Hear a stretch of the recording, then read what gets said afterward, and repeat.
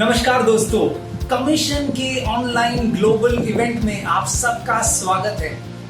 हम बहुत खुश हैं आप हमारे साथ आज जुड़े हैं। मेरा नाम राहुल राव है और मेरा नाम जैकलिन है और हम मसीहा कलीसिया मुंबई का हिस्सा हैं। आज शाम हम माइक बेट्स को सुनने वाले हैं और उसी के साथ साथ स्तुति आराधना का मजा लेंगे, परमेश्वर के वचन को सुनेंगे और गवाहियों को, और साथ ही साथ हम राष्ट्रों के लिए प्रार्थना भी करने वाले हैं।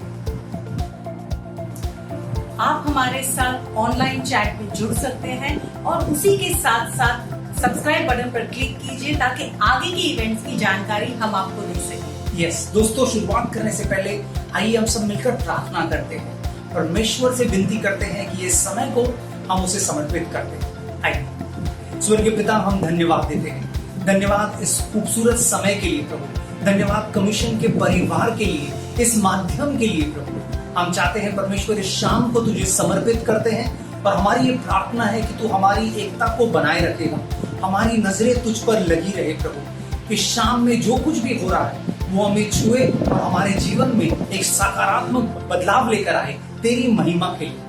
आमेन आमेन आमेन। दोस्तों, हम जानते हैं कि ये बहुत ही कठिन समय से हम गुजर रहे हैं, चुनौतीपूर्ण हालात है, और इसी को ध्यान में रखते हुए पास्टर वीनू पॉल हमें एक प्रोत्साहन का संदेश लेकर आए हैं परमेश्वर के वचन से। आइए उन्हें सुनते हैं।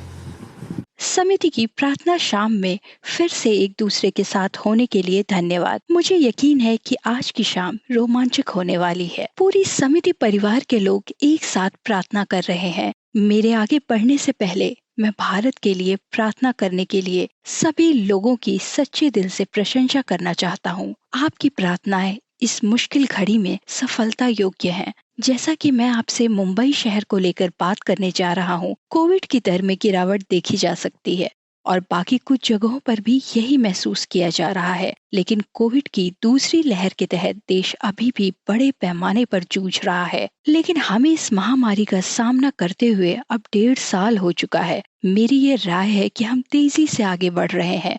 हमें एक बेहतरीन समझ आई है जिससे हमने हजारों राष्ट्रों के सैकड़ों कलीसियों के जीवन में बदलाव देखे हैं। पिछले साल, जैसा कि आप जानते हैं, दुनिया के इस हिस्से में समिति कलीसिया के तौर पर हम 200 कलीसियों तक पहुंच गए हैं और हम वाकई इसका जश्न मना रहे हैं। लेकिन फिर भी महामारी ने वास्तव में मेरी राय प्रवाह को प्रभावित किया है और मुझे यकीन है कि आपके साथ भी ऐसा ही हुआ होगा। लेकिन हम 1.5 साल से यह सब देख रहे हैं और मुझे लगता है यह महत्वपूर्ण है कि हम परमेश्वर के दूत पौलुस के शब्दों पर गौर करें और उनसे सुने कि कैसे उन्होंने कलीसिया को प्रोत्साहित किया। मुख्य रूप से उन्होंने कुरिन्थियों को कलीसिया में कैसे प्रोत्साहित किया।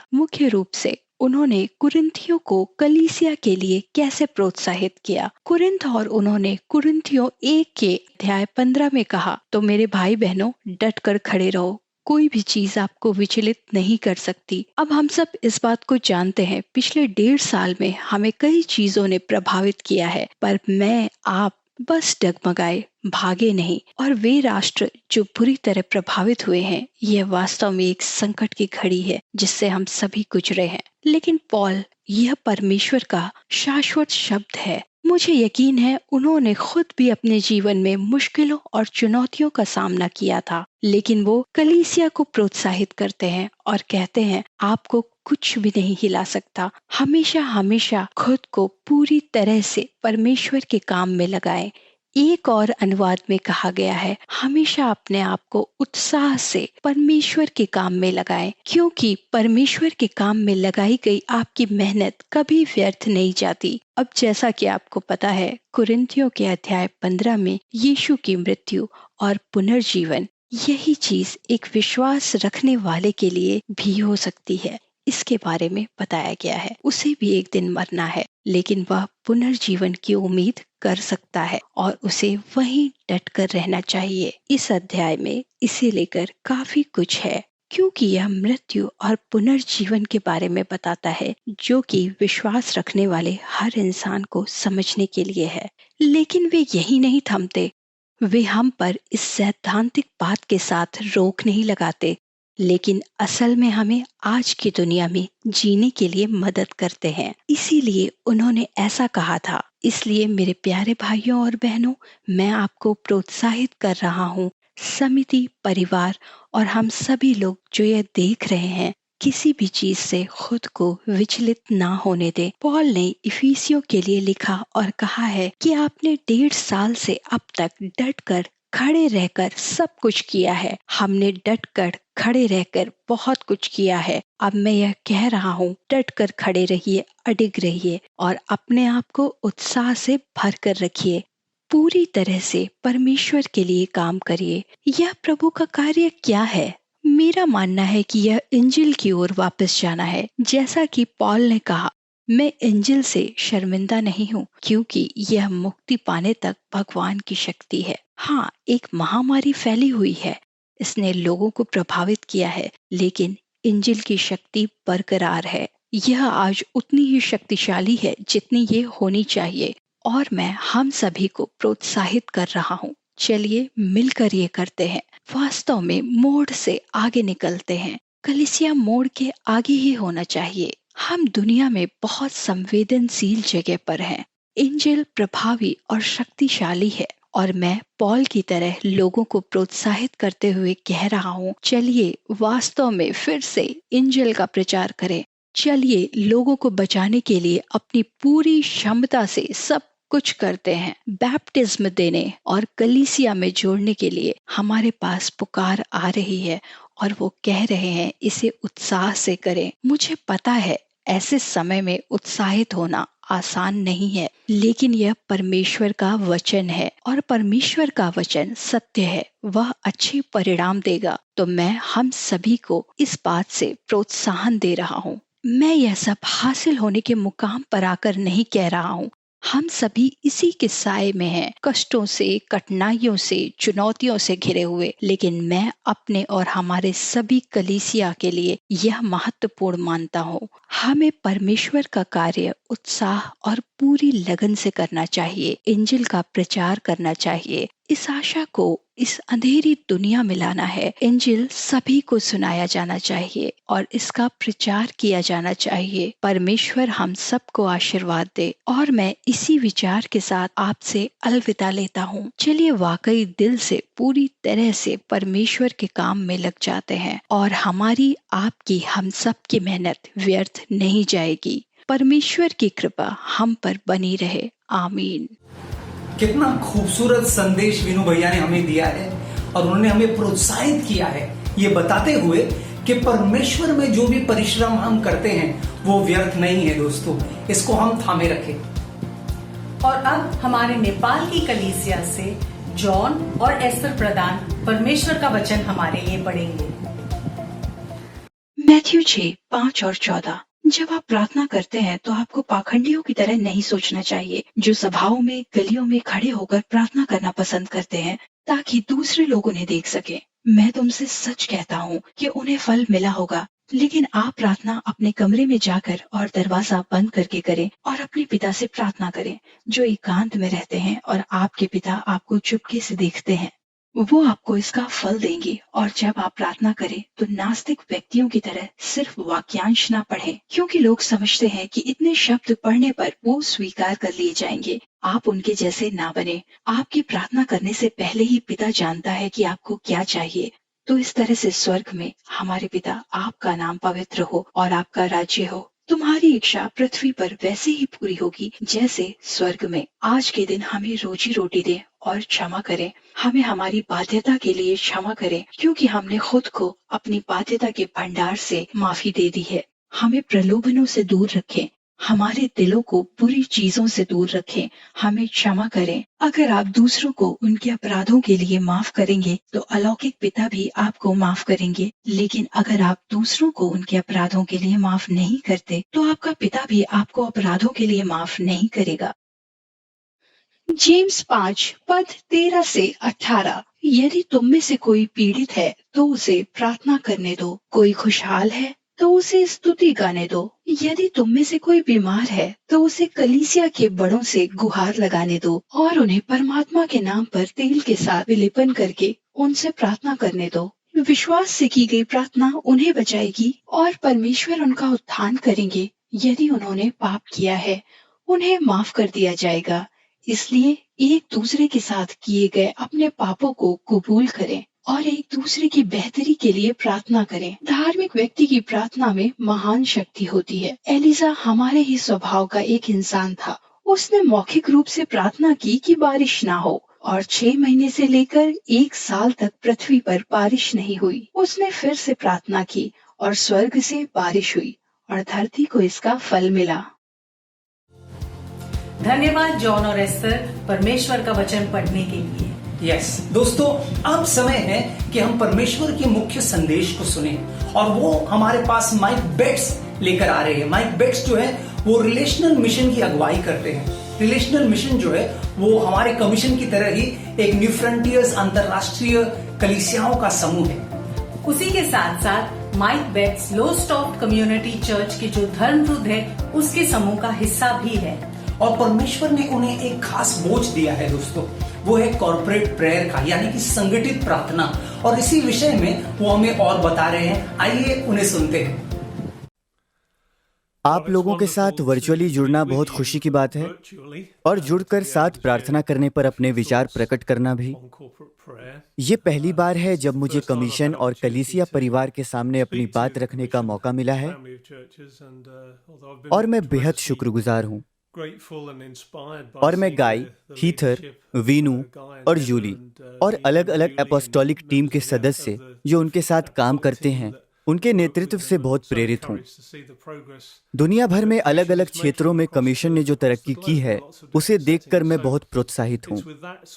तो उस तरह की ऊर्जा को मन में रखते हुए मैं एक साथ प्रार्थना करने के मुद्दे पर अपने कुछ विचार आपके साथ साझा करना चाहता हूँ। मैं एक किस्म की यात्रा पर रहा हूँ। मिशन में लगे हुए एक चर्च परिवार के तौर पर हम सब एक किस्म की यात्रा पर रहे हैं और पिछले 6-7 साल से एक साथ प्रार्थना करने के मामले में भी ऐसा ही है। इसलिए मैं ग्रंथों के उन हिस्सों को साझा करना चाहता था जहां से लगभग 7 साल पहले मुझे लगा कि ईश्वर ने मुझसे बात करना प्रारंभ किया। और आपसे बस कुछ विचार साझा कर रहा हूं जो मैं उम्मीद करता हूं कि आपकी यात्रा पर आपको प्रोत्साहित करेंगे। तो 2 कुरिन्थियन 1 में पॉल कुरिन्थियन कलीसिया से अपने दूसरे पत्र में अत्यंत कष्टदायी अपील करते हैं, इस उम्मीद के साथ कि वे लोग पॉल के साथ खड़े होंगे।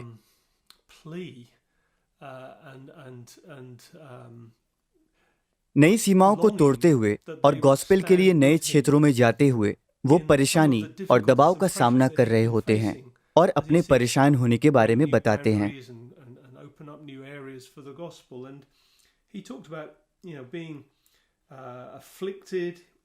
वर्ष 8 में वो कहते हैं, हम नहीं चाहते हैं कि आप अनजान रहें उससे जिसका हमने एशिया में सामना किया, क्योंकि हम लोग अपनी शक्ति से ज्यादा दबाव में थे और इतने परेशान थे कि हमने जीवन की उम्मीद छोड़ दी थी।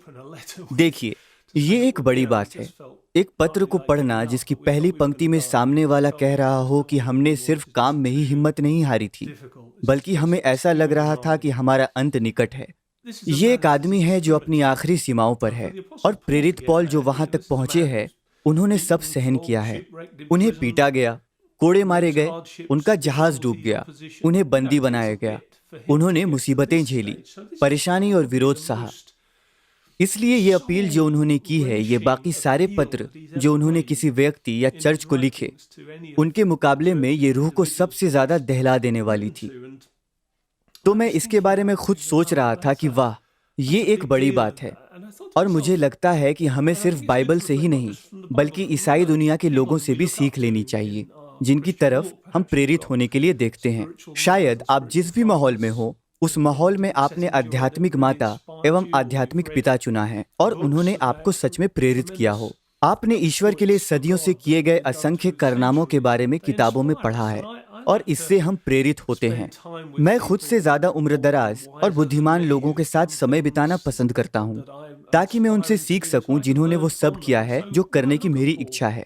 इसलिए जब मैं पॉल को देखता हूँ और दूसरे लोगों को सुनता हूँ जिन्होंने ईश्वर के लिए असंख्य कारनामे किए हैं, तो मैं सोचता हूँ कि वो क्या चीज थी जिससे इन्हें संबल मिला। वो क्या चीजें हैं जिनसे उन्होंने मदद हासिल की जब उन पर परेशानियां आईं, जब मुसीबतें आईं और उन पर बहुत दबाव बढ़ा। वो क्या चीज़ है जिसने उनका बेड़ा पार लगाया? क्योंकि अगर हमारा मकसद ईश्वर के संदेश को नए लोगों तक ले जाना और चर्चों की स्थापना करना और लोगों को सीख देना है, तो हम सब इस तरह की परेशानियों का सामना करेंगे। हमारे जीवन में ऐसे क्षण आएंगे जब हम पूरी तरह थका हारा महसूस करेंगे। इसलिए आखिर वो क्या चीज़ है जो एक कलीसिया को या एक लीडर को या लोगों के एक समूह को बल प्रदान करती है जो यीशु से प्यार करते हैं? तो मैंने 11वें वर्ष में ये पाया, जब ये बताने के बाद कि चीजें कितनी मुश्किल हैं, पॉल कहते हैं, आप हमें प्रार्थना के द्वारा भी अवश्य मदद करें ताकि हमारी तरफ से बहुत से लोग आपको धन्यवाद दें उस आशीर्वाद के लिए जो हमें बहुत से लोगों की प्रार्थना के द्वारा प्राप्त हुआ। और ये आखिरी लफ्ज था, बहुत से लोगों की प्रार्थना। इसने मेरा ध्यान आकर्षित किया। इसने मुझे एहसास कराया कि जब पॉल ऐसी स्थिति में थे तो वे और लोगों की मांग कर सकते थे। क्या आप हमें और साथी भेज सकते हैं? हम चाहते हैं कि हमारा समूह और मजबूत हो। वो पैसों की मांग कर सकते थे। हमें बहुत परेशानी हो रही है, हमारे संसाधन समाप्त हो गए हैं। क्या ईश्वर का संदेश आगे ले जाने के लिए आप हमें दान भेज सकते हैं? क्या हम थोड़े विश्राम के लिए वापस आ सकते हैं? क्योंकि यहाँ काफी घटनाएं घट चुकी हैं। यहाँ बहुत मुश्किल है। ये सारी बातें पूरी तरह सही होती और समझ में आती, पर वो सीधे ये सब नहीं कहते। जब उनके पास कहने को सिर्फ एक मौका होता है, तब वो ये कहते हैं कि आपको भी हमारे लिए प्रार्थना अवश्य करनी चाहिए। और मैं चाहता हूँ कि आप गौर करें कि वो ये नहीं कह रहे कि ये रहा मेरा प्रार्थना पात्र। क्या आप इसे प्रार्थना करने वाले समूह को पढ़ने के लिए दे सकते हैं? वो ये नहीं कह रहे, क्या आपको हमारे लिए कोई रास्ता मालूम है? उसे प्रार्थना करने में महारत हासिल है, इसलिए ये पत्र उसे दे दीजिए, क्योंकि उसके समूह में और भी लोग हैं जिन्हें प्रार्थना करने में महारत हासिल है। वो सब वाकई इस काम में निपुण हैं। इसलिए मेरा प्रार्थना पत्र उन्हें ही दीजिए ताकि वे सच्चे अर्थों में प्रार्थना कर सकें। वो विशेषज्ञों की मदद नहीं लेना चाहते, क्योंकि प्रार्थना करने में कोई विशेषज्ञ नहीं होता। ऐसे लोग होते हैं जिन पर ईश्वर की विशेष कृपा होती है, जैसे पेत्रोस। उनके लिए ईश्वर की बड़ाई हो। मगर पॉल पूरे कलीसिया से अपील करते हैं, बूढ़े और जवान, पुराने और नए क्रिश्चियन, सबसे। वे अपने पत्र में पूरे कलीसिया को संबोधित करते हैं और कहते हैं, आप सब हमें प्रार्थना के द्वारा भी अवश्य मदद करें ताकि हमारी तरफ से बहुत से लोग आपको धन्यवाद दें उस आशीर्वाद के लिए जो हमें बहुत से लोगों की प्रार्थना के द्वारा प्राप्त हुआ। और मुझे ये एहसास हुआ कि जहाँ तक मेरी जानकारी है, नए नियम में ये एकमात्र वर्ष है जो किसी भी रूप में या किसी भी तरीके से ये इशारा करती है कि किसी कार्य की सफलता और प्रार्थना के उत्तर की संभावना उसमें लगे लोगों की संख्या पर भी निर्भर करती है। अब बहुत सी किताबें हैं कलीसिया की बुनियाद डालने के बारे में, कलीसिया को बढ़ाने के बारे में, सम्मेलनों के बारे में, इस तरह की हर चीज के बारे में। लोग पूछते हैं कि आपका कलीसिया कितना बड़ा है, क्या वो बढ़ रहा है? आपने कितने कलीसियों की बुनियाद डाली है? सारा जोर बढ़ाने की बात पर होता है। और ये सवाल आम है कि एक स्थानीय कलीसिया का आदर्श आकार क्या होना चाहिए, और लोग कहते हैं अभी जितना बड़ा है उससे बड़ा। जाहिर है यही जवाब होता है। मगर परिपूर्णता इस पर निर्भर नहीं करती कि आपका कलीसिया कितना बड़ा है। हम देख सकते हैं कि ईसा मसीह के पास कुछ मुट्ठी भर लोग आते हैं और कहीं हजारों लोग। परिपूर्णता बहुत छोटे बीजों से भी आ सकती है और बहुत विशाल वृक्षों से भी। मगर प्रार्थना कबूल होने के बारे में कोई और बात है जिसकी तरफ पॉल यहाँ इशारा कर रहे हैं। उन्होंने कहा, आप सब। अब जैसे जैसे मैंने पढ़ा, मैं इसके बारे में और आश्वस्त होता गया। पॉल कहते थे कि चर्च का हर व्यक्ति उनके लिए प्रार्थना करे, और मेरे ख्याल से हम में से बहुत से लोग रुकावटों के बारे में सोचने लगते हैं। जैसे मैं प्रार्थना करने के मामले में बहुत अच्छा नहीं हूँ, मैं इसमें मजबूत नहीं हूँ, मेरा ध्यान भटक जाता है, ये मेरे बस की चीज नहीं है। ऐसे लोग हैं जो प्रार्थना सभा में जाते हैं, लेकिन जब मैं प्रार्थना सभा में पहले गया तो मुझे सच में लगा कि मुझे प्रार्थना करना आता ही नहीं। मुझे लगता था मैं और लोगों की प्रार्थना सुनूं। वाह, वो मुझसे बहुत बेहतर प्रार्थना कर लेते हैं, उन्हें आयतें याद हैं। ये सुनने में बहुत शानदार लगता है, मगर मुझसे खुद प्रार्थना नहीं हो पाती थी। अगर हम अपनी प्रार्थना का असर हमारे बोलने के अंदाज और शब्दकोश और आध्यात्मिक सत्य को बयान करने की काबिलियत से मिलाएं, तो ये ऐसा है जैसे, अगर मैं फुटबॉल के खेल की मिसाल दूं, तो ऐसा है जैसे हमने अपने ही खिलाफ गोल कर दिया हो। ये दिल की तड़प का मामला है। पवित्र आत्मा को पता है कि हमें प्रार्थना करना नहीं आता। रोमन 8 में कहा गया है, तुम्हें प्रार्थना करना नहीं आता। हम में से कोई इस मामले में बहुत अच्छा नहीं है। हम सब इसे अपनी पूरी मजबूती से नहीं कर सकते। पवित्र आत्मा हमारी मदद करती है, हमारी तड़प, हमारी चाहत और हमारी कमजोरियों को शब्दों से परे समझकर। यीशु भी ये कहते हैं, बुत परस्तों की तरह बकबक मत करो, मत करो। ये कोई ना खत्म होने वाला मंत्र नहीं है। बस दरवाजा बंद करो और प्रार्थना करो। मैं यहाँ यूके में हुए पिछले पुनः परिवर्तन के बारे में पढ़ रहा था, जो असल में मेरे शहर लोस्टोफ्ट में हुआ था। और जब मैं उनकी प्रार्थना सभाओं का ब्यौरा पढ़ रहा था, तो वहाँ लिखा था कि उनके पास लोगों के नाम की सूची होती थी। वो सुबह में प्रार्थना करते थे और कोई व्यक्ति 1 मिनट से ज्यादा प्रार्थना नहीं करता था। मात्र 1 मिनट की प्रार्थना हर जगह। कभी कभी ढेर सारे लोग एक साथ एक ही प्रार्थना करते थे, मगर कोई लंबी प्रार्थना नहीं होती थी। वे लोग लिस्ट में उनका नाम टिक कर देते थे जिनकी प्रार्थना सुनी जाती थी। सुनिए भाइयों और बहनों, प्रार्थना का मतलब ये नहीं है कि आप कितने शब्द बोलते हैं। एक प्रार्थना प्रभु के सामने दिल की कराह हो सकती है। नए नियम में प्रार्थना का अर्थ जो बताया गया है, उसे वापस लागू करने के लिए हमें प्रार्थना की इस मौजूदा समझ को ध्वस्त करना होगा। ये एक ऐसी चीज है जिसमें हर कोई भाग ले सकता है और हर किसी को भाग लेना चाहिए। अब यहाँ मैं पश्चिमी दुनिया में रहता हूँ और मुझे लगता है कि पश्चिमी दुनिया की कलीसियां दक्षिण और पूर्वी दुनिया के कलीसियों से बहुत पीछे हैं। यदि आप पूर्वी या दक्षिणी दुनिया से देख रहे हैं, तो मैं प्रार्थना के मामले में पश्चिमी दुनिया के कलीसियों के आपसे इतने पीछे होने के लिए माफी मांगता हूँ। पूर्वी और दक्षिणी दुनिया के मेरे बहुत से प्यारे दोस्त जो कलीसिया या कलीसियों के किसी हिस्से का नेतृत्व कर रहे हैं, उन्होंने प्रार्थना को मुख्य आधार बनाया है। वे जानते हैं कि यदि हम प्रार्थना नहीं करते हैं तो हमें कुछ नहीं मिलता। वो जानते हैं कि प्रार्थना कुछ मांगने का तरीका है। हमें हर चीज प्रार्थना के ही इर्द गिर्द बनानी होगी। इसे आप हर चीज के पहले या हर चीज के दौरान कर सकते हैं। प्रार्थना असल में ऐसा वातावरण होना चाहिए जिसका असर हर उस अच्छी चीज पर हो जो हम परमेश्वर के लिए करते हैं। मगर यहाँ पश्चिम में ऐसा नहीं है। अन्य चीजों की तरह यह भी एक विभाग बन गया है, एक विशेषज्ञता बन गया है। हमने इसे किनारा लगा दिया है।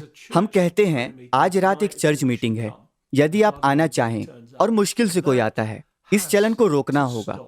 और ये कहने से काम नहीं चलेगा कि चलिए सब लोग मिलकर थोड़ा और प्रयास करते हैं। असल में पूरा ढांचा गड़बड़ा गया है। कुछ चीजों को फिर से विकसित करना होगा। एक क्रांति होनी चाहिए ताकि प्रार्थना अपने महत्व, अपनी जीवन शक्ति और अपनी प्रभावशीलता के कारण सबको आकर्षक लगे। इसे रोमांचक और जीवंत बनाना होगा ताकि लोग जाना चाहें और महसूस करना चाहें और ये उनकी पहुंच में हो। इसके बाद मैंने जोनाथन एडवर्ड्स की एक किताब पढ़नी शुरू की। लगभग 150 साल पहले अमेरिका में वे एक प्रसिद्ध धर्मशास्त्री थे और उन्होंने ये किताब लिखी जिसका नाम है a call to extraordinary prayer, या फिर ये कहिए कि उन्होंने एक विनम्र प्रयास किया।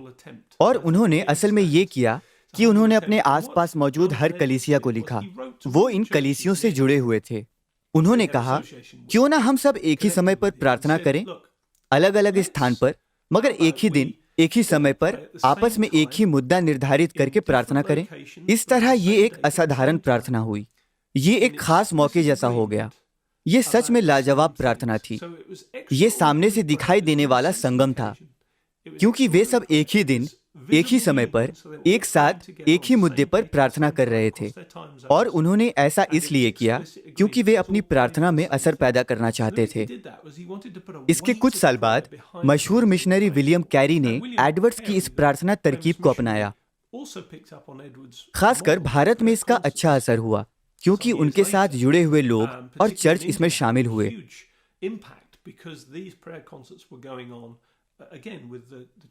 इस तरह मैं ऐतिहासिक उदाहरणों के बारे में पढ़ता गया। और अब वो आखिरी चीज जिसने मुझे कुछ काम करने के लिए प्रेरित किया।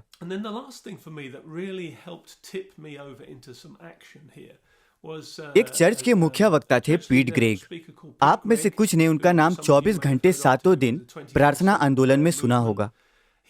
वो हमारे लीडर्स के एक समूह को संबोधित कर रहे थे और उन्होंने जो कहा वो भले ही पश्चिमी दुनिया पर ज्यादा लागू हो, मगर मुझे लगता है ये हर जगह की सच्चाई है। इसलिए मुझे ये उम्मीद है कि ये मिसाल आप में से हर किसी के काम की हो। बहरहाल उन्होंने कहा, पिछले 30-40 साल में कलीसिया के तौर तरीके, खासकर प्रार्थना के मामले में, पूरी तरह से बदल गए हैं। पहले हम खड़े होते थे, कहीं कहीं बैठकर हाइंस गाते थे, बोर्ड पर सारी संख्या होती थी, सब कुछ बहुत औपचारिक था, एक पूर्व निर्धारित तौर तरीका था और बताए गए यंत्रों का ही इस्तेमाल बहुत रूढ़िवादी तरीकों से होता था। मगर पिछले 30-40 सालों में बड़ा बदलाव आया है। प्रार्थना गीत में, उसके गाने के तरीके में, यंत्रों के इस्तेमाल में, तौर तरीकों में, आराधना के तरीके में हमें आजादी मिली है। 30-40 साल पहले तक आप सोच भी नहीं सकते थे कि आप प्रभु के सामने दोनों हाथ उठाकर प्रार्थना करेंगे, क्योंकि कलीसिया ने आराधना के तरीके को काफी सख्त रखा था। ये मुमकिन नहीं था कि प्रभु के सामने प्रार्थना करने में आपका बहुत मन लगे। मगर पिछले 30-40 साल में बड़ी क्रांति हुई। आज जहां हम हैं, यदि आप किसी कलीसिया सेवा में, यहाँ पश्चिम में या दूसरी जगहों पर भी लोगों को ये बताएं कि 30-40 साल पहले तक पूजा पद्धति कैसी थी, तो वे खुशी से आश्चर्यचकित हो जाएंगे।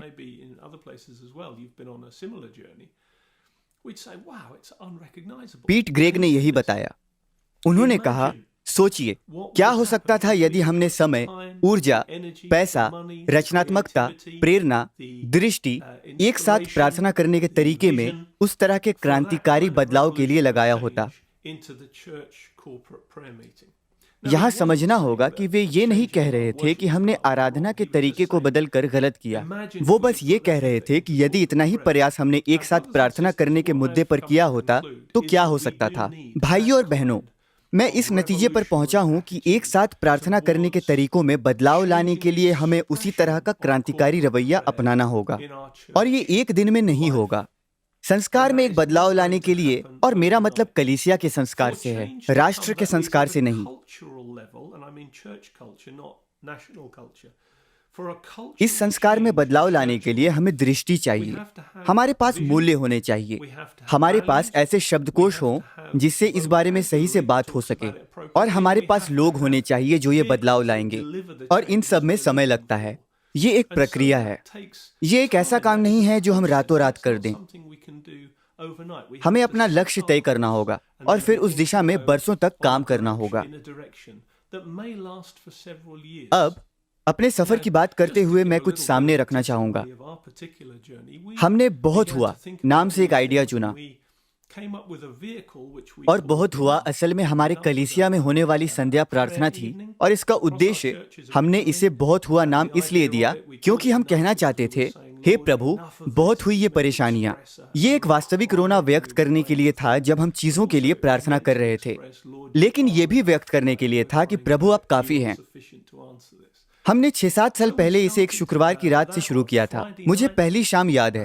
हमने इसके लिए काफी कोशिश की थी, बहुत सारी रचनात्मकता हमने दिखाई। हमने इसे पूरे परिवार के लिए किया ताकि बच्चे भी परिवार के साथ शामिल हों। हम शुरुआत में भोजन करते हैं, सब मिलकर भोजन पर रोटी खाते हैं, फिर हम प्रार्थना करते हैं जिसमें सभी उम्र के लोग शामिल होते हैं। हर उम्र के लोगों के साथ प्रार्थना करने के बाद हम बच्चों को मुक्त कर देते हैं ताकि वो घर जा सकें और अपने बिस्तर पर थोड़ी प्रार्थना कर सकें। फिर हम क्रम को उल्टा कर देते थे। मैंने इसमें बहुत सारी रचनात्मकता डाली थी। ये बहुत तेज था। हमने इसे जारी रखा और हमने तय किया कि हम शर्तों और नियमों को कम करना चाहते हैं ताकि हर कोई इसका हिस्सा बन सके, क्योंकि आमतौर पर प्रार्थना सभाओं में इतने शर्त और नियम होते थे कि लोग देखकर घबरा जाते थे और कहते थे कि मैं इसमें हिस्सा नहीं ले सकता, मुझे प्रार्थना करना नहीं आता। क्या होगा यदि मुझसे जोर से प्रार्थना करने कहा गया? इसलिए हम शर्त और नियम कम करना चाहते थे ताकि छोटे बच्चे भी जुड़ सके, या फिर नए मसीही हों या अनुभवी, सब जुड़ सकें। मैं इसके बारे में और बहुत कुछ बोल सकता हूँ, पर मुद्दे की बात यह है कि हमने सोचा कि हर कोई हिस्सा ले, और मैं सच कहूँ तो बहुत आश्वस्त नहीं था कौन कौन आएगा। हमने इसे साल में 3 बार किया। करीब करीब 2000 लोग आए। एक बार हो जाने के बाद हम इसे करते रहे हैं। और फिर और लोगों ने साथ जुड़ने की इच्छा जताई और हम नए लोगों को जोड़ते चले गए।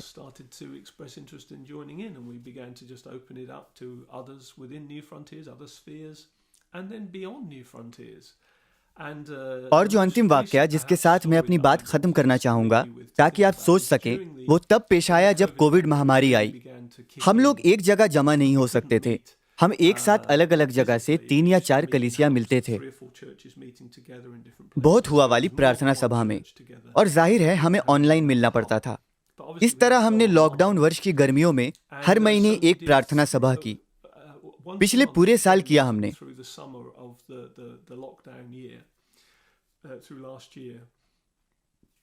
हमने प्रार्थना सभा को 1 से 1.5 घंटे ऑनलाइन रखा ताकि लोग अपने अपने घरों से जुड़ सकें।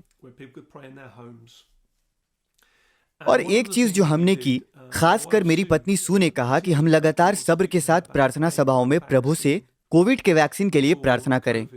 इस तरह हमने काफी चीजों के लिए प्रार्थना की, और हर बार जब हम लोग जमा होते थे, कुछ वैज्ञानिक भी हमारे साथ होते थे जो शोध संस्थानों से जुड़े होते थे जहां वैक्सीन के उत्पादन का काम हो रहा था।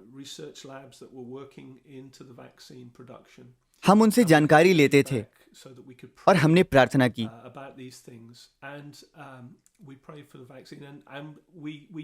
कुल 42 देशों के लोगों ने उन संध्या प्रार्थना सभाओं में हिस्सा लिया, और हमें सटीक संख्या तो नहीं मालूम क्योंकि हम गिन नहीं सकते थे, पर हमें लगता है लगभग 6.5 से 10 हजार लोगों ने उन प्रार्थना सभाओं में हिस्सा लिया। उन 42 देशों में होने वाली प्रार्थना सभाओं में हर किसी ने वैक्सीन के उत्पादन, खोज, आविष्कार, आप जो कह लें, के लिए प्रार्थना की। और मुझे विश्वास है कि सिर्फ हमारी नहीं बल्कि बहुत से लोगों की प्रार्थना थी। ये ऐसा था जैसे एक बड़ी ताकत इस खोज को कामयाबी की तरफ धकेल रही थी, और आज ये हमारे सामने है।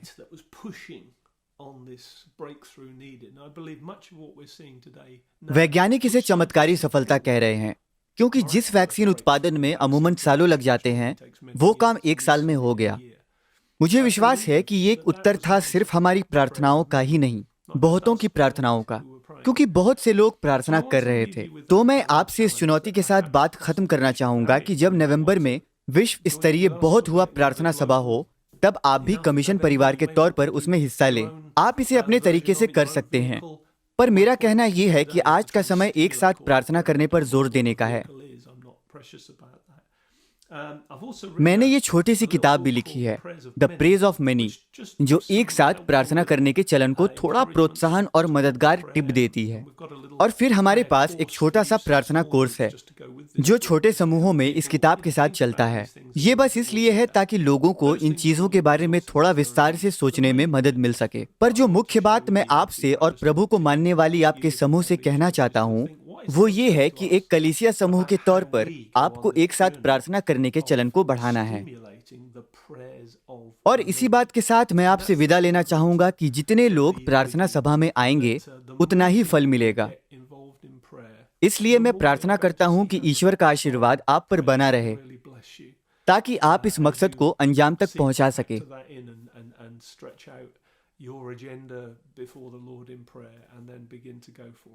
मुझे यकीन है कि ये बातें आपके थोड़े काम की रही होंगी, और मैं शुक्रगुजार हूं कि आपने मुझे बात कहने का मौका दिया। ईश्वर का आशीर्वाद आप पर बना रहे।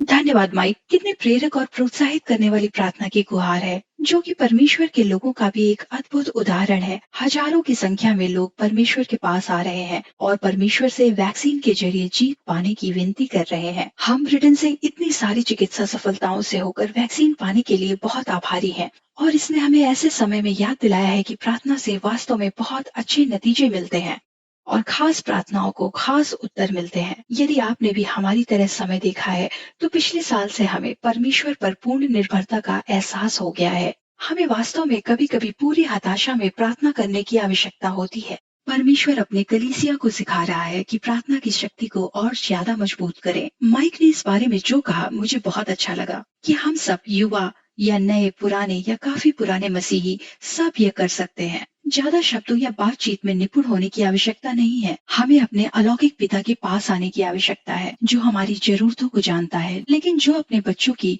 उसे लगाई पुकार को सुनना पसंद करता है। हम केवल कम से कम शब्दों में प्रार्थना कर सकते हैं, लेकिन फिर भी प्रभावी बने रहे। तो हमारी सबसे बड़ी इच्छा है कि परमेश्वर दुनिया भर में पुनरुद्धार करने की शक्ति से सब कुछ ठीक कर दे, ताकि दुश्मन अपने कदम पीछे खींच ले और राष्ट्रों की सड़कों पर उनकी प्रशंसा गूंज उठे। तो चलिए अपने आराधना दल के साथ वेस्टमिंस्टर चैपल पर अपनी प्रार्थना के जरिए आगे बढ़ते हुए एक गीत की ओर बढ़ें।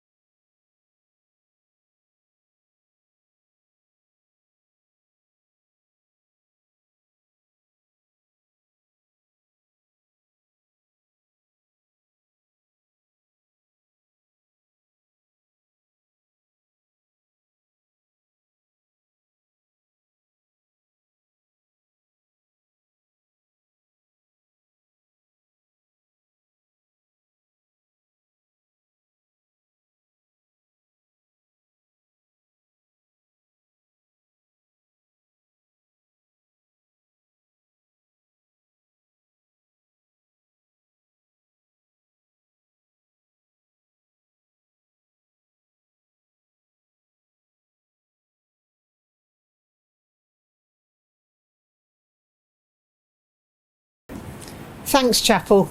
A great reminder that prayer, whether personal or corporate, is a battle that changes things in the heavenlies and one which the enemy wants to stop us from doing at all costs. May this be an encouragement for all of us to unite in prayer.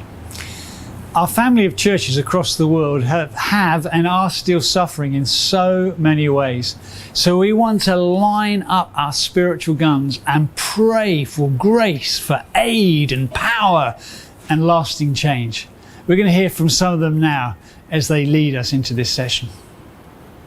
जैसा कि आप जानते हैं, भारत बहुत ही मुश्किल परिस्थिति में है। बहुत बड़ी महामारी का हम सामना कर रहे हैं और रोज हमें खबर मिल रही है कि किस तरह भारत संघर्ष कर रहा है और हम इस महामारी को हैंडल नहीं कर पा रहे हैं। मैं चाहता हूं कि आप हमारे साथ मिलकर, मेरे साथ मिलकर प्रार्थना करें। इस समय मैं 4 विषयों के लिए चाहूंगा कि आप प्रार्थना करें। पहला, मेडिकल, चिकित्सा को लेकर।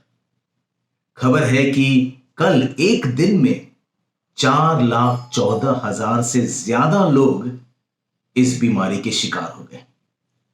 रोज हम देखते हैं कि लोग मर रहे हैं, हजारों की संख्या में लोग मर चुके हैं।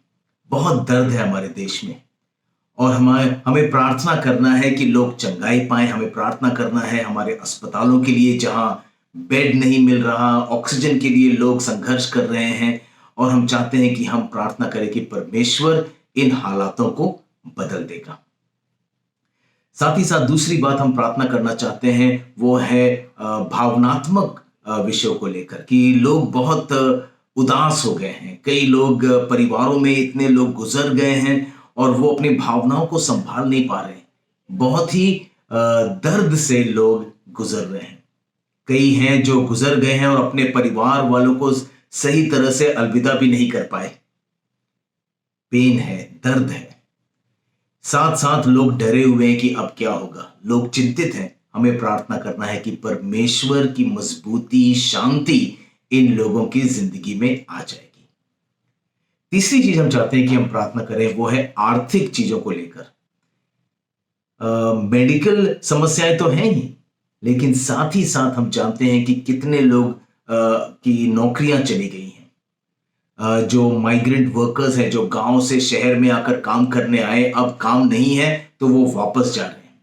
कई हैं जो रोजाना कमाते हैं और अब काम नहीं है तो कोई कमाई नहीं है। खाने के लिए भी लोग संघर्ष कर रहे हैं। तो हमें प्रार्थना करना है कि आर्थिक स्थिति सही हो जाए, लोगों की जरूरतें जो है वो पूरी हो जाएं। और फिर तीसरी चीज हम चाहते हैं हम प्रार्थना करें वो है कि किस तरह ये आत्मिक चीजों के लिए हम प्रार्थना करें। आर्थिक हमने प्रार्थना की, बातें की, अब आत्मिक। हमारा देश आप जानते हैं कि वो परमेश्वर या किसी भगवान या एक खोजी है हमारा देश। और ऐसे मुश्किल समय में लोग प्रश्न कर रहे हैं कि पता नहीं खुदा कहाँ है, पता नहीं भगवान कहाँ है, पता नहीं परमेश्वर कहाँ है। इस तरह के सवाल उठ रहे हैं। हमें प्रार्थना करना है कि ऐसे मुश्किल समय में भी लोग जानेंगे कि एक परमेश्वर है जो प्रेम से भरा हुआ, जो दया और करुणा से भरा हुआ परमेश्वर है। तो हमारी ये प्रार्थना है कि उनकी आत्मिक आंखों को परमेश्वर खोलेगा कि वो देख सके कि इस मुश्किल में भी परमेश्वर है। तो आइए इस समय मेरे साथ आप मिलकर प्रार्थना कीजिए। आइए प्रार्थना करें। परमेश्वर, हम जानते हैं कि तू है, तू सामर्थशाली है, तू दया और करुणा से भरा हुआ है। हमारी प्रार्थना है पहले प्रभु उन लोगों के लिए जो बीमार हैं, जो संघर्ष कर रहे हैं अस्पतालों में, जो प्रभु हम मांगते हैं कि चंगाई तो लेकर आएगा। हम अस्पतालों के लिए प्रार्थना करते हैं, डॉक्टरों के लिए, नर्सेस के लिए प्रभु, जो वॉलंटियर्स हैं, अलग अलग लोग जो मदद करने का प्रयास कर रहे हैं प्रभु, हमारी ये प्रार्थना है कि तू इनके साथ रहेगा, सब कुछ उपलब्ध कराएगा तू यीशु मसीह। हमारी ये प्रार्थना है, चाहे वो बेड्स हो, ऑक्सीजन हो, जो कुछ भी सामग्री की जरूरत है प्रभु, हमारी प्रार्थना है कि तू उपलब्ध कराएगा। हम उनके लिए भी प्रार्थना करते हैं जो आत्मिक रूप से प्रभु संघर्ष कर रहे हैं, भावनात्मक रूप से संघर्ष कर रहे हैं प्रभु, उदास हो गए हैं, हताश हो गए हैं प्रभु, कुछ आशा नजर नहीं आ रही उनको। हम मांगते हैं कि उनके अंदर तू आशा डालेगा। और परमेश्वर, हम मांगते हैं जो पीड़ा और दर्द से गुजर रहे हैं, तू सहानुभूति देगा परमेश्वर, तू उन्हें हिम्मत देगा प्रभु। जो अपने प्रिय लोगों को खो चुके हैं प्रभु, तू उनके साथ रहेगा। जो डर और प्रभु चिंता से भरे हैं, हम मांगते हैं कि उनके अंदर से ये सब तू निकाल देगा। यीशु, हमारी ये भी प्रार्थना है उन लोगों के लिए जो आर्थिक रूप से संघर्ष कर रहे हैं, खासकर जिनकी नौकरियां चली गई हैं प्रभु। हमारी प्रार्थना है जो गरीब है हमारे देश में, जो लाचार है एक तरह से प्रभु, हमारी प्रार्थना है कि इनकी जरूरतों को तू पूरा करेगा। हम मांगते हैं प्रभु कि जो मसीह लोग हैं, जो परमेश्वर तूने चुना है प्रभु, हम मांगते हैं कि किसी न किसी तरह से हम लोगों की सेवा कर पाएंगे परमेश्वर, और इनकी जरूरतों को पूरा देखते हुए हम आगे बढ़ेंगे। यीशु, हमारी ये प्रार्थना है। आत्मिक के लिए भी हम प्रार्थना करते हैं परमेश्वर, जो खोज रहे हैं इस समय, प्रश्न उठा रहे हैं कि तू कहाँ है, हम मांगते हैं कि उनकी आत्मिक आंखों को तू खोलेगा और वो देख सकेंगे प्रभु कि तू है, कि एक परमेश्वर है जो प्रेम और दया से भरा हुआ है। इन्हें तू हिम्मत दे प्रभु, इन्हें तू साहस दे प्रभु, इन्हें तू अपने करीब ले परमेश्वर। हम तेरे नाम से ये प्रार्थना करते हैं, आमीन। धन्यवाद हमारे साथ मिलकर प्रार्थना करने के लिए। आगे भी आप प्रार्थना कीजिए, क्योंकि ये महामारी खत्म नहीं हुई। अभी भी हम चाहते हैं कि परमेश्वर हमारे बीच में, हमारे देश में आकर एक कार्य करेगा। धन्यवाद। सभी को नमस्कार। हम आशा करते हैं कि आप सब ठीक हैं। मैं हूँ लूसी और ये है मेरे पति आंड्रे। हम सब यहाँ पोर्टो पुर्तगाल के एक सुंदर से शहर में हैं। हम कलीसिया की सेवा में लगे हुए हैं। इस खूबसूरत राष्ट्र के लिए प्रार्थना के समय में यहाँ आपके साथ होना और आपका नेतृत्व करना काफी अच्छा लग रहा है। बाकी दुनिया की तरह यहाँ भी सबके लिए यह साल मुश्किल रहा है। बहुत सारे लोग, रिश्तेदार और दोस्त हैं जो गुजर चुके हैं। उससे भी अधिक बुरी बात यह है कि देश की आर्थिक स्थिति काफी चुनौतीपूर्ण है। हम जानते हैं कि जो लोग सबसे ज्यादा प्रभावित हैं वे हैं सबसे गरीब लोग। ये वही लोग हैं जो सबसे आसानी से इसकी चपेट में आ जाते हैं। वो लोग जिनके पास पर्यटन के क्षेत्र में या खान पान, आतिथ्य उद्योग में अस्थायी नौकरियां हैं। और अक्सर यहाँ पुर्तगाल में भी ये होता है। ये अप्रवासी आबादी है जो इस कठिन परिस्थितियों में हमेशा सबसे पहले प्रभावित होती है। तो हम अब आपको इस देश से हमारे साथ प्रार्थना करने के लिए आमंत्रित करते हैं। हमारे पास प्रार्थना के 3 विषय हैं जिन पर हम चाहेंगे कि आप साथ साथ प्रार्थना करें। सबसे पहले ज्ञान, प्रत्येक कलीसिया का प्रतिनिधित्व करने वाले नेता के साहस के लिए प्रार्थना करें, ताकि वो ये समझ सके कि हमारे सामने आने वाली इन नई सामाजिक चुनौतियों का सामना कैसे करना है, ताकि कलीसिया को प्यार और बलिदान के लिए जीना सिखाया जा सके, ताकि उनके पास अधिक शिष्य बनाने का साहस आए। आखिरकार आपदा के दौरान अक्सर ऐसा होता है कि नए नेता ऐसे समय में उभर कर सामने आते हैं। यही इस देश के लिए हमारी प्रार्थना है। इस महामारी के बीच कलीसिया का नेतृत्व करने के लिए नए नेता उभरे और यहाँ पुर्तगाल में कलीसियों में नई फसल पाने के लिए। जीसस कहते हैं, फल भरपूर है लेकिन कार्यकर्ता कम है। फल देने वाले परमेश्वर से प्रार्थना करें कि अधिक कार्यकर्ता भेजें। जैसा कि आप देखते हैं पुर्तगाल फलों से भरपूर है। हमें विश्वास है कि परमेश्वर इस राष्ट्र के लिए एक नया दिन लेकर आएगा। तो कृपया अब हमारा प्रार्थना में साथ दें। धन्यवाद। हाँ परमेश्वर, हम आपके सामने पुर्तगाल राज्य का उत्थान देखना चाहते हैं। हम पहले आप सभी का उत्थान देखना चाहते हैं जो कठिनाइयों का अनुभव कर रहे हैं। उन सभी का उत्थान देखना चाहते हैं जिन्होंने दोस्तों या परिवारों को खो दिया है। वे सभी लोग जो बीमारी से जूझ रहे हैं। हम पूछना चाहते हैं कि परमेश्वर, क्या आप उन्हें आराम और प्रोत्साहन देने के लिए अपनी कृपा दिखाएंगे? क्या वे दुख और दर्द के बीच आपके प्यार को महसूस कर सकते हैं? आप में उम्मीदों को खोज सकते हैं? कलीसिया के तौर पर उन लोगों को ढूंढने में हमारी मदद करें।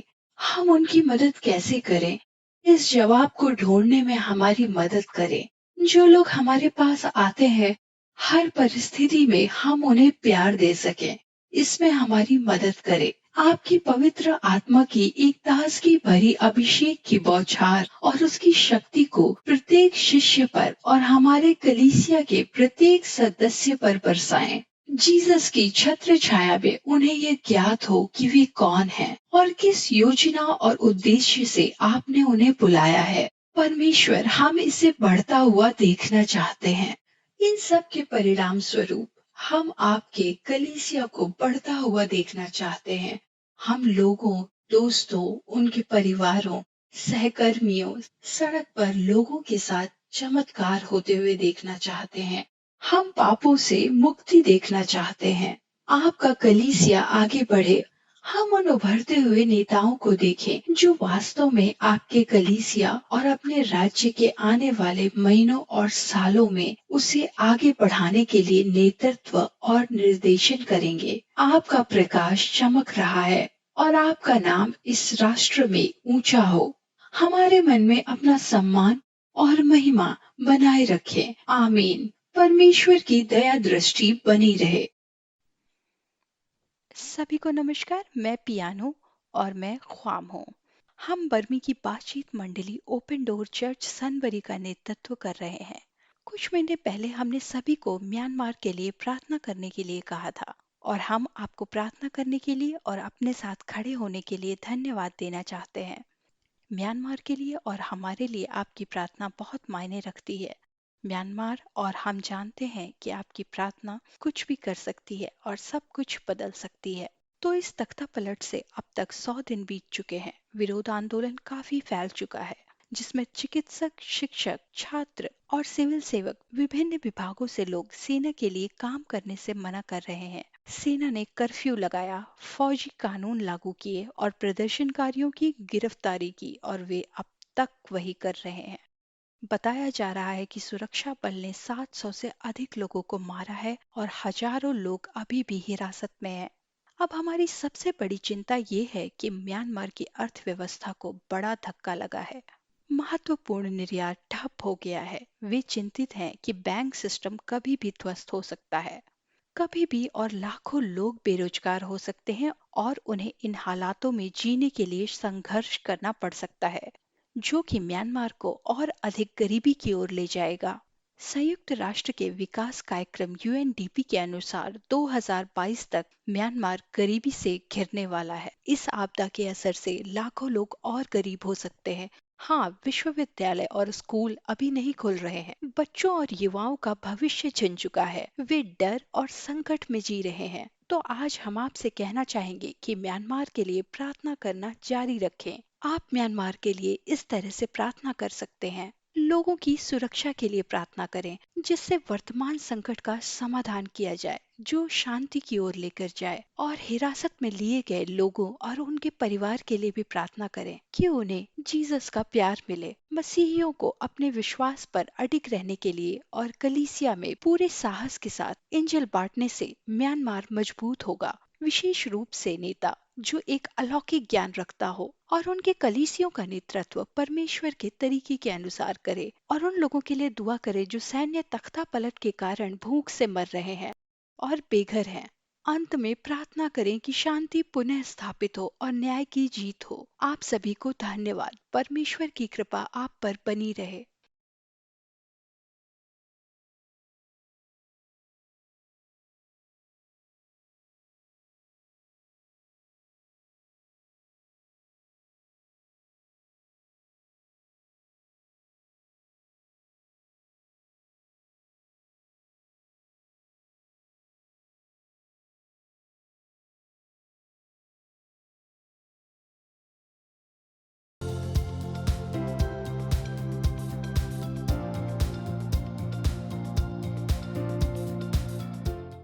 आप सभी को नमस्कार।